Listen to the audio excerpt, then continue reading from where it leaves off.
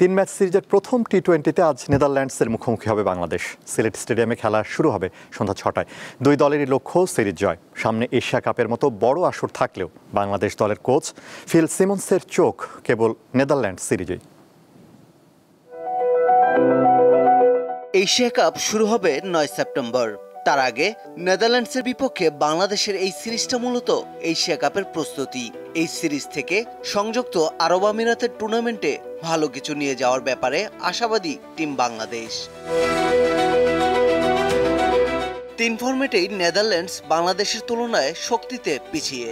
সিরিজের প্রথম টি-20 ম্যাচের আগে সংবাদ সম্মেলনে আসেন টাইগারদের কোচ ফিল সিমন্স। সেখানে তিনি জানিয়েছেন, আপাতত চোখ কেবল নেদারল্যান্ড সিরিজেই। আমি এশিয়া কাপ নিয়ে ভাবছি না। এশিয়া কাপ আসবে এই সিরিজের পরে। এখন আন্তর্জাতিক একটি দলের বিপক্ষে আন্তর্জাতিক একটি সিরিজ খেলছি আমরা। এখন এই সিরিজ নিয়েই ভাবছি। প্রায় 3 বছরের বিরতি দিয়ে আবারও বাংলাদেশের টি-20 দলে ফিরেছেন নুরুল হাসান সোহান। ঘরের মাঠে নেদারল্যান্ড সিরিজ আর সংযুক্ত আরব আমিরাতে এশিয়া কাপের দলে আছেন তিনি। এছাড়া নিয়মিত একাদশের বাইরের ক্রিকেটারদের পরীক্ষার একটি মঞ্চ হিসেবেও নেদারল্যান্ড সিরিজকে কাজে লাগাতে চায় বাংলাদেশ।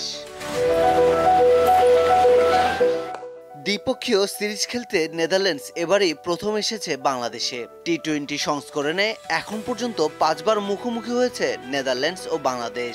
ডাচদের জয় মাত্র একটি। সিরিজের আগে 2 দিন প্রস্তুতির সুযোগ পেয়েছে তারা। বাংলাদেশের সঙ্গে আমি আগেও কাজ করেছি। তারা নিয়মিতই ভালো করছে। তাদের সঙ্গে খেলাটা চ্যালেঞ্জিং হবে। পরবর্তী 2 ম্যাচ হবে 1 ও 3 সেপ্টেম্বর। পারভেজ খোকন, দীপ্ত স্পোর্টস।